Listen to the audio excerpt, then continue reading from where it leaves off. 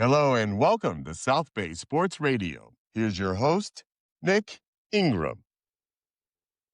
Welcome in. On today's episode, we're speaking with one of the leaders behind the growth of girls flag football in Southern California.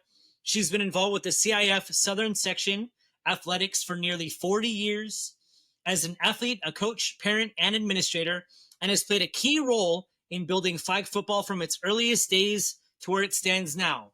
She's the Director of Secondary Education Services for Monrovia Unified School District, the CIF Southern Section Executive Committee President-elect, CIF State President-elect nominee, and the 2024 Los Angeles County Woman of the Year in Sports for her advocacy in equity and inclusion. I am pleased to welcome Dr. Paula Hart Rodas to South Bay Sports Radio. Thank you very much. Hi, thanks, Nick. Nice to be here. Actually, I got a promotion recently. I'm the superintendent of the district now, but that's bigger seat to fill. But thanks for being here. Flag is just such a great thing, and I'm so glad to see that it's growing. There we go. We're going to get into all of that and more. Take us back to the very beginning. When did conversations about girls flag football start? And how difficult was it to get schools to buy in? You know, it was right after the pandemic, as schools were opening, this random all-call email came out to principals when I was still principal at Lawndale High School. And it came from the Chargers and the Rams. And they said, hey, 50th anniversary of Title IX is coming up. Anybody want to be in this girls flag football league? And at the time, Travis Clark was my football coach and Dimitri Howard is my athletic director. And I said, hey, you guys, if I coach this team, because I know this much about flag football at the time, will you guys help me if we get into this league? Because we didn't even know.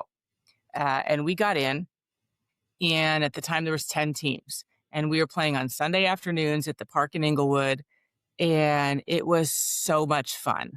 We had the uniform reveal at SoFi in the locker rooms. Nike sponsored us.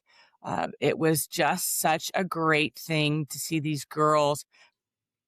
Pretty much half of the girls there had never, ever played a sport. We had some athletes who were in other sports, but the best part was that there were these girls who had never, ever even thought of doing anything before, saying, I want to give this a try.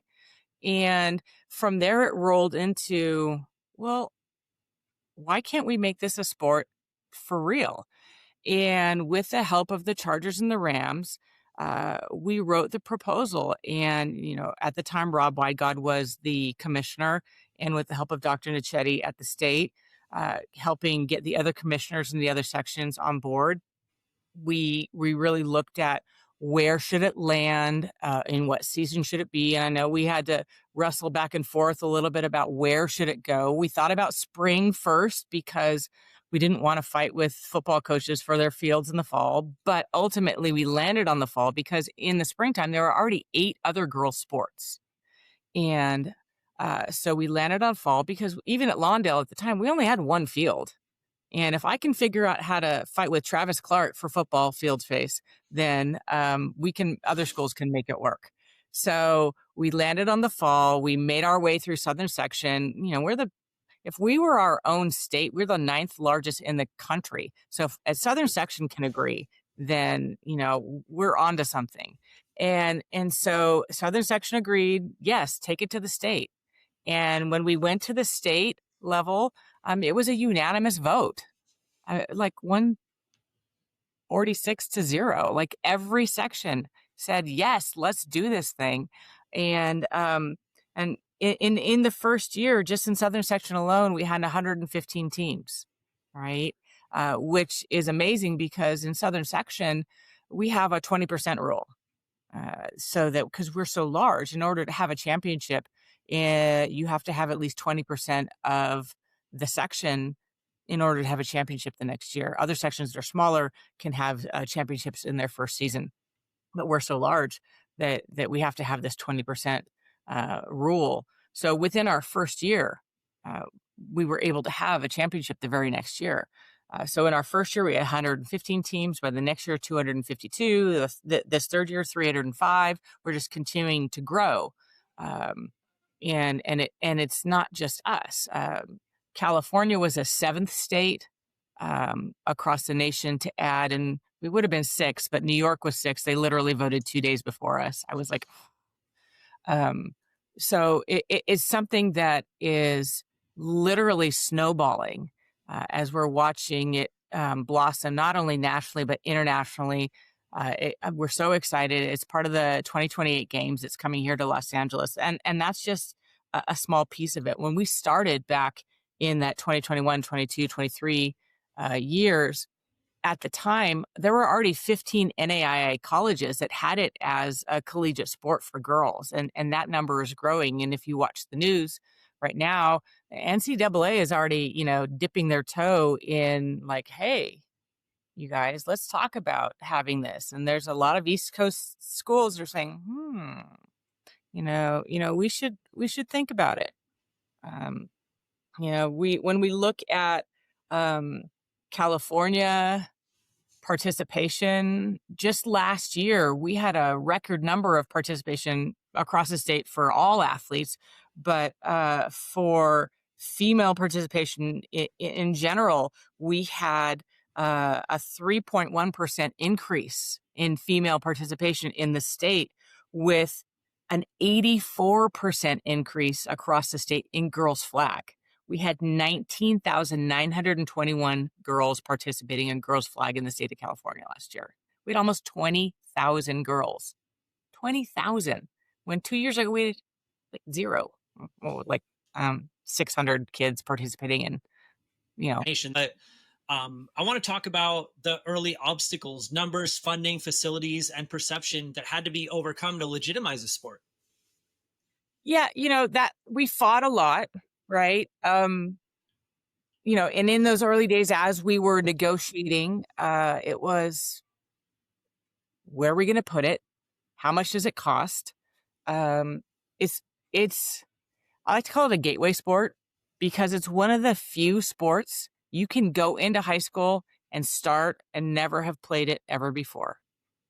You don't have to have played it since you were 7 years old. You don't have to have been in Pony League or Pop Warner or anything. You can start as a freshman, and as long as you're willing to put in the time, understand, put in the hard work, and you can be successful. You don't have to be a superstar athlete. It helps, right? But you can be moderately fit, figure it out, and be good at it and enjoy it. The obstacles we came across, again, were lots of athletic directors and football coaches saying, well, if it's in the fall, how am I going to find practice time? Where am I going to put this? Especially a lot of, like, Lawndale, we have one field. Well, you've got a baseball outfield. You've got that North 40 over there. You find space, you rotate time. The game is short. It's not like a full traditional football game that takes hours and hours. And so teams and leagues got creative. People just had to think out of the box about how are we going to facilitate that. Girls flag it's not one game a week like a traditional game. And I think once athletic directors and administrators and the other coaches who had to share the field were able to see that the way flag is played occupies a different time frame. They were able to see that there's a way to share, but we came up against a lot of opposition on, it's my space, right? No, it's our space, right, friends? And I mean, I had a state championship football coach that I'm looking at Travis going, hi, we're going to share space with you. You're going to give up your field a couple afternoons or a couple hours a week. And Travis is amazing. I mean, he's at Delaware State now with Deshaun. And so, but he understood the assignment, right? Girls need opportunity. And I know that other athletic directors and principals, had a harder time. Cost wasn't it's a thing, right? You got to pay your sports fee to state and section, and you got to get some uniforms. But we were fortunate because Nike and the NFL, a couple of other organizations were play football, things like that, were doing sponsorships and giving scholarships. We could write in, teams could send in, they were giving uniforms out, they were giving footballs, they were giving flags. There were lots of incentives for teams that were willing to sort of throw their name in the hat to get things going. It costs about $2,500 to get some balls, some flags, and some inexpensive uniforms, right? Now you want to do the whole thing, all the helmets or the Protective gear. headband ones, and all the mouth guards and all the other fancy wancy things. Then that's more money, right? But the basic supplies, some cones, some flags, some basic uniforms, about $2,500. That's not your coaching stipends. That's not all your referees, but you can get the basic supplies for a little bit of money. And then it's just working things out. So those were the big impediments, is having folks recognize that it was doable, right? And it's kind of like in teaching, when we ask you to do we ask you to do something different. It's not one more thing. It's like, let's just work differently. And getting folks to recognize that and the importance of it, that was the biggest hurdle. But now that they're there, people are jazzed about it. People are excited. And that's the best thing. Early years of flag football, what was the moment when you realized that this was more than just a pilot program, that this was something that could be seen down the line as having championships, and to have that chance at being on not only national stage, but an international stage? Honestly, I think it was early for me, in that first year, as I was hopeful that it would take off quickly in the first year, that it was an official sport. As I was seeing the numbers come in, I was bugging them at the section. How many schools now? How many schools now? How many schools now? And I knew that, like, for example, Vicky at City Section was automatically going to have a championship the first year, because we'd had those conversations, and that some of the smaller sections automatically just do that. But I was constantly bugging them at Southern Section. How many schools? How many schools? What's our total number? What do we have to hit to get 20%? Like, I'm always bugging. What's our number? What's our number? What's our number? And about halfway through the season, I'm like, we're going to hit it. We're going to hit it. We're going to hit it. We're going to do it. As soon as the season was over, what's our number? What's our number? What's the number? We're going to have it. Yes, yes, yes. And they were so sick of hearing from me. Right. And as soon as we knew it, I was like, we did it, right? We did it, right? We did it. We did it in the first year. And I think it was like Christmas for me all year long. And just waiting for them to make the final announcement that we'd hit the number. And we just barely hit it, but we hit it. Didn't matter to me how much. I was like, just across the finish line. And then at the end of the year, when state does its census, and when I went to as part of my role as president of Southern Section and president-elect at the state, I get to attend the National Federation of High School Sports summer meeting, which is the big conference for the national conference. And at that meeting, they were sharing the national information about the growth of the sport across other states. And they announced there at that meeting that summer, at the end of the first year, that it had grown so much in all of the other states, the National Federation was instituting their committee to write a national set of flag rules. And that's when I knew. I was like, all right, nationally, they're taking us seriously now, right? And that's why starting this year, we have a national set of flag rules, 7-on-7 rules. And they call them flag rules, and they didn't call them just girls' flag, because we know eventually boys' flag will come, right? We know, because that's been a question. Right now it's girls' flag because, we're always trying to look for opportunities for girls, but eventually across the country, and some states already have boys' flag.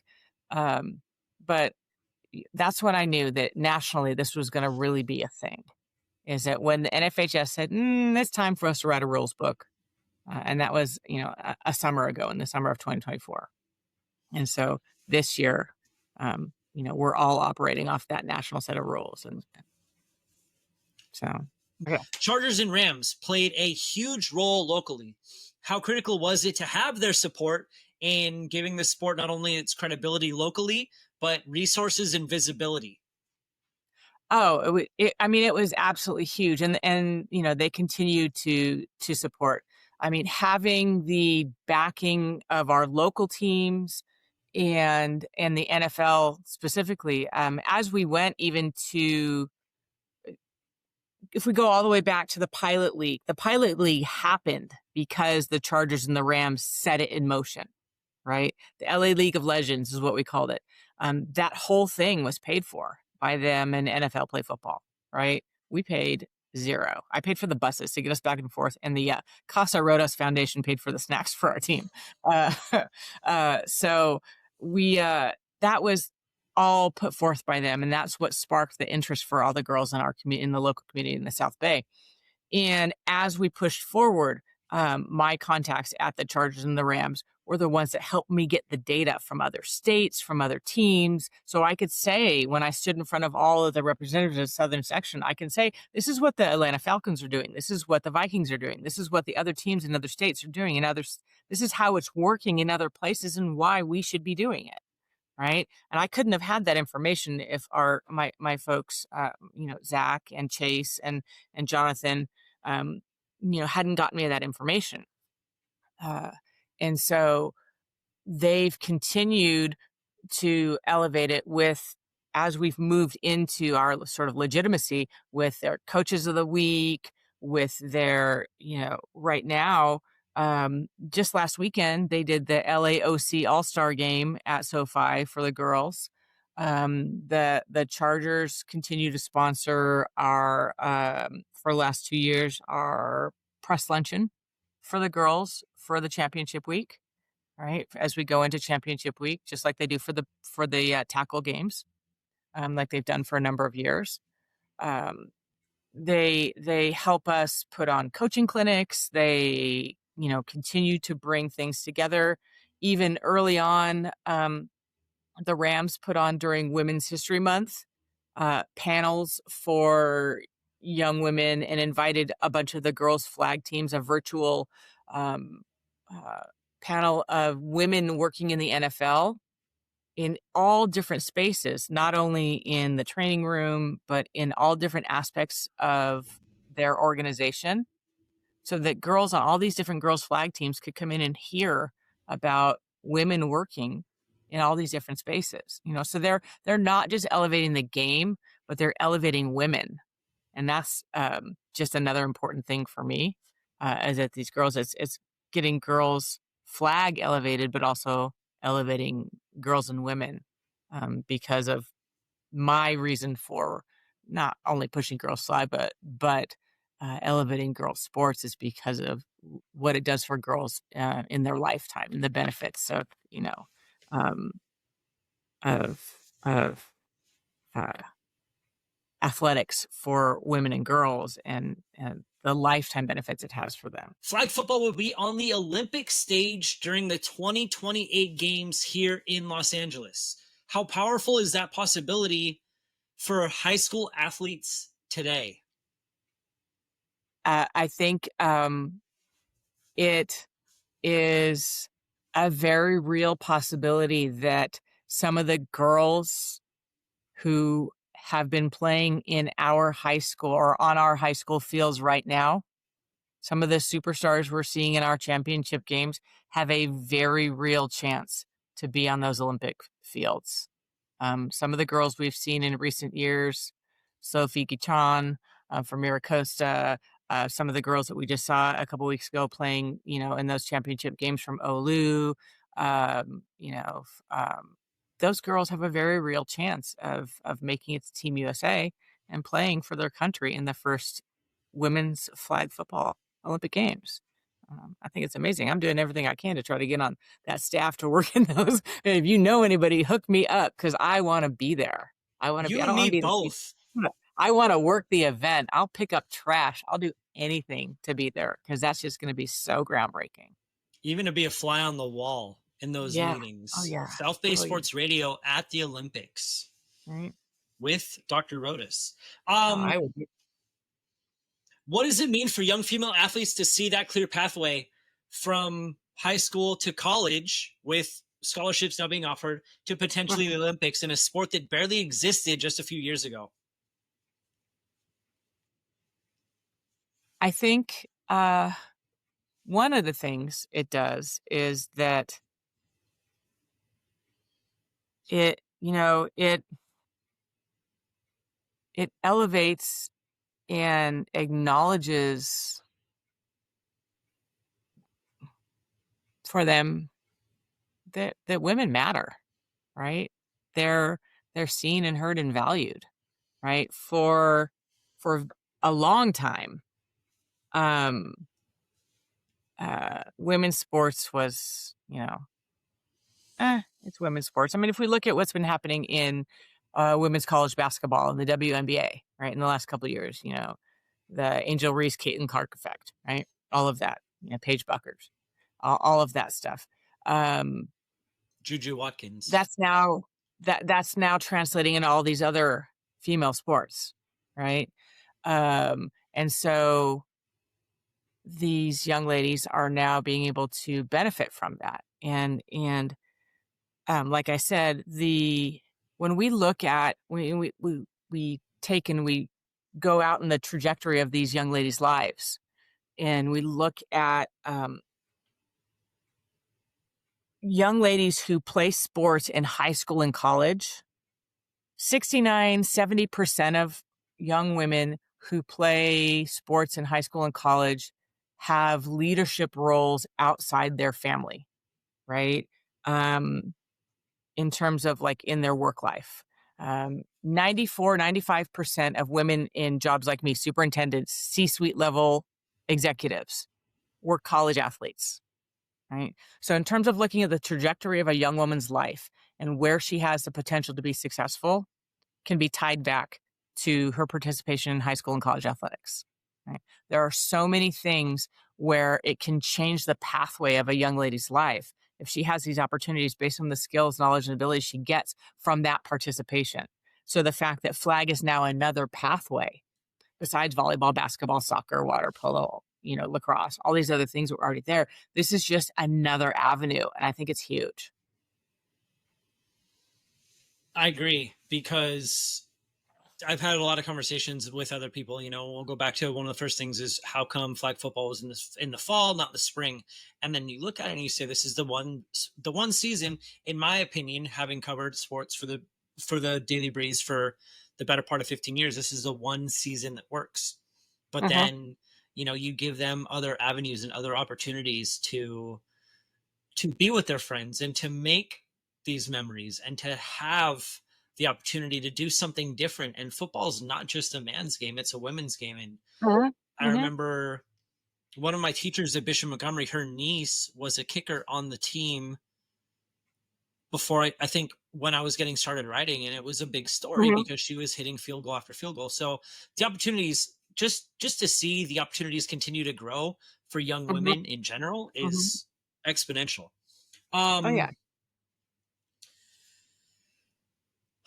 Southern California often leads the way in athletics in a number of regards, and we talked about the amount of schools that are in the southern section. How proud of you of the role this region has played in shaping the national conversation around girls flag football?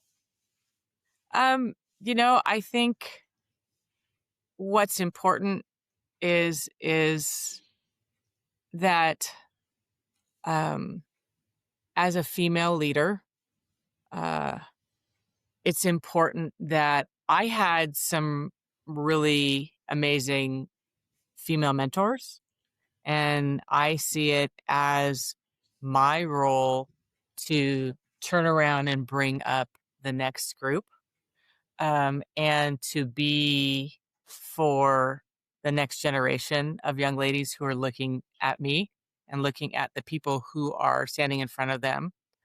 Whether it's the young teachers in my school district, the young ladies in my high school, or the young girls that when I go to these events and I'm handing out trophies or speaking at an engagement, whether I'm speaking at a Girls Got Game conference or something, that they see someone who maybe has traveled their path or that looks like them standing in a position of power or a role of authority, right? So that they can visualize that path for themselves, right? Too often, um, Alona Mar, right? Like, look at her, right? She's on my list, right?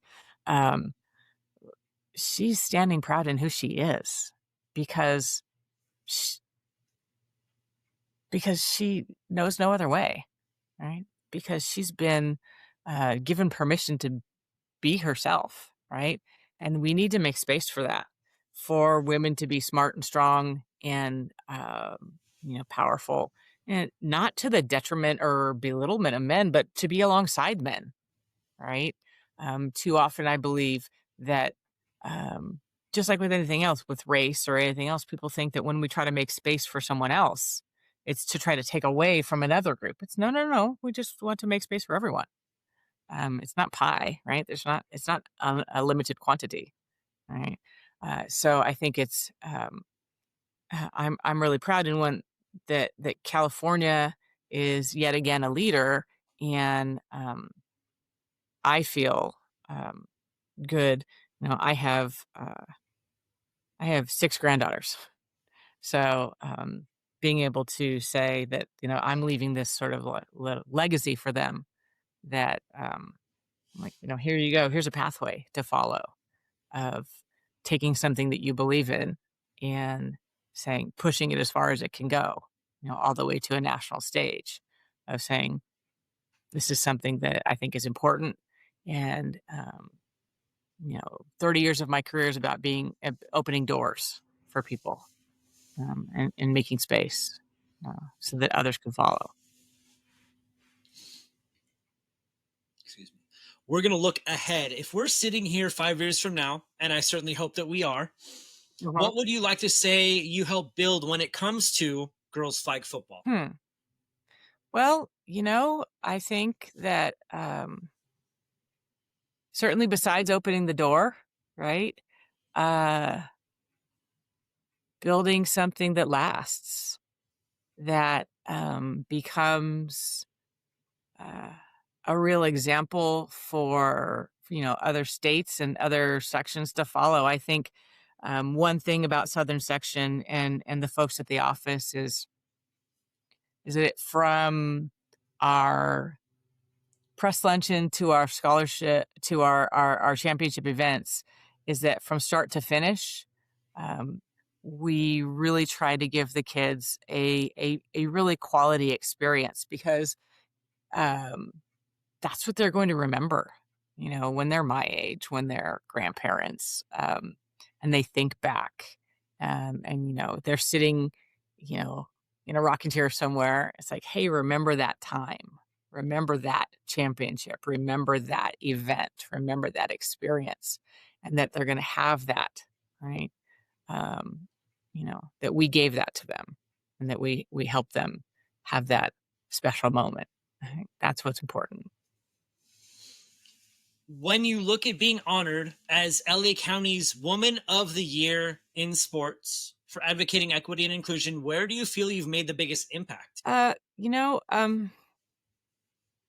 Flag was definitely a big part of it. When I think about, in just 2 years, we've got 20,000 girls playing flag football. And when we look at the participation, about 50% of those nationally are not playing other sports. So we're not pulling from somewhere else. We're doing what it was intended to do. We're bringing in kids who weren't already playing anything else.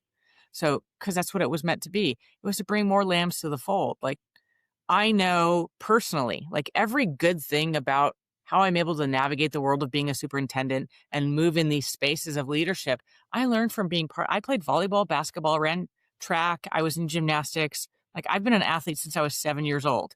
So everything I know about being good at what I am and in leadership, I learned from sports. And I know that it opened so many doors for me, and I've continued to work in that in my life. And so I want to continue to create those opportunities for other young ladies. And so flag is definitely a huge one. But even in my role as principal and now here as superintendent, I'm constantly looking for ways to create more spaces, more opportunities for our young ladies, our young girls in our elementary schools to experience spaces where they traditionally may not have been welcomed. We have a Femineers program here, right? To let them get them into engineering, and so in terms of being recognized there, it was what was rewarding for me there was, I spent 30 years in this job, and somebody finally said, "Hey, we see you," right? And that's not why you do it, but it was like, "Hey, we see you there. Thank you." And that was just neat. And then I got to spend that day being honored with my mom and my family. That made it special. That's beautiful. All right. You've spent time at Maricosta in the Maricosta School District, Manhattan Beach Unified.